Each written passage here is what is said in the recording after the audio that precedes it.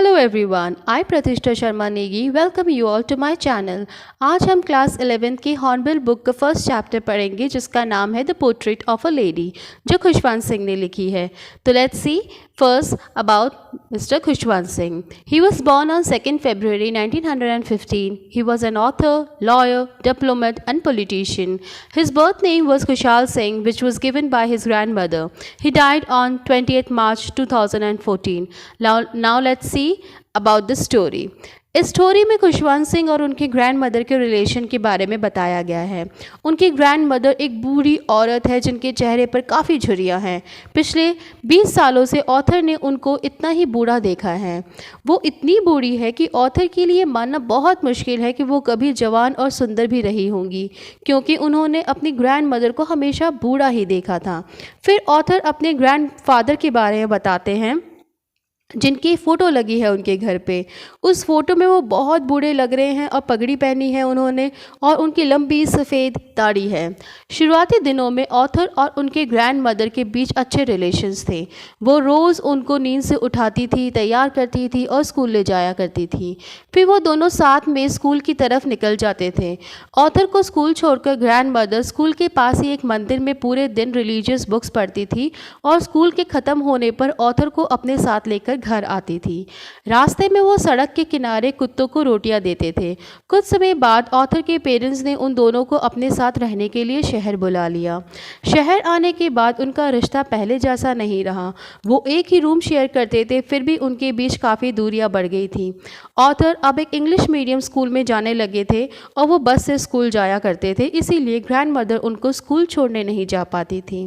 फिर भी उनके लौटने पर ग्रैंड मदर उनसे पूछती थी कि दिन कैसा रहा, क्या पढ़ा स्कूल में, पर उन्हें कुछ समझ नहीं आता था क्योंकि उनकी सारी पढ़ाई इंग्लिश में होती थी। ग्रैंड मदर को इस शहर के स्कूल की पढ़ाई भी अच्छी नहीं लगती थी, क्योंकि यहाँ उन्हें भगवान और स्क्रिप्चर्स के बारे में कुछ भी नहीं पढ़ाया जाता था।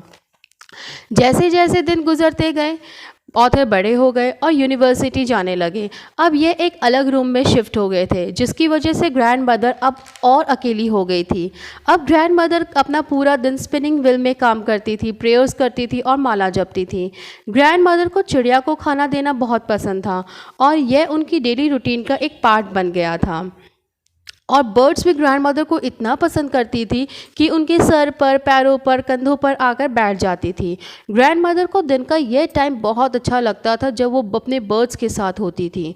कुछ दिनों बाद ऑथर ने विदेश जाने का प्लान किया ताकि वो अपने आगे की पढ़ाई पूरी कर सके। ग्रैंड मदर उनको छोड़ने के लिए रेलवे स्टेशन पर भी गई। फिर 5 साल के बाद जब ऑथर अपने घर लौटे पढ़ाई पूरी करके, तब ग्रैंड मदर उनको लेने के लिए फिर से रेलवे स्टेशन गई। इन 5 सालों में ग्रैंड मदर बिल्कुल भी नहीं बदली और एकदम वैसी की ही वैसी थी। ऑथर के वापस आने पर ग्रैंड मदर इतनी खुश थी कि उन्होंने पूजा भी नहीं किया उस दिन, और पड़ोस की औरतों को बुलाकर ढोलक बजाकर गाना गाकर उस दिन को सेलिब्रेट किया। अगले दिन उनको हल्का बुखार आ गया, जबकि डॉक्टर ने कहा था कि फिक्र की कोई बात नहीं है, पर ग्रैंड मदर को पता था कि उनका टाइम अब नज़दीक आ गया, अब वो और ज़िंदा नहीं रहेगी।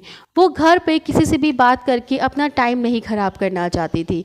वो चाहती थी कि अपना टाइम वो भगवान को याद करके स्पेंड करे, इसलिए उन्होंने लेटे लेटे ही अपने प्रेयर स्टार्ट कर दिए। एट लास्ट वो इस दुनिया में नहीं रही। जब घर वाले उनकी फ्यूनरल की तैयारी कर रहे थे, वो देखते हैं कि उनके बरामदे में हज़ारों चिड़िया आ गई हैं। वो चिड़िया एकदम शांत थी, मानो ग्रैंड मदर के डेथ का शोक मना रही हो। ऑथर की मदर ने उन बर्ड्स को कुछ खाने के लिए भी दिया, पर उन्होंने एक टुकड़ा भी नहीं खाया। फिर जैसे ही ग्रैंड मदर को वहाँ से ले जाया गया, वो सारी चिड़िया चुपचाप वहाँ से उड़कर चली गई।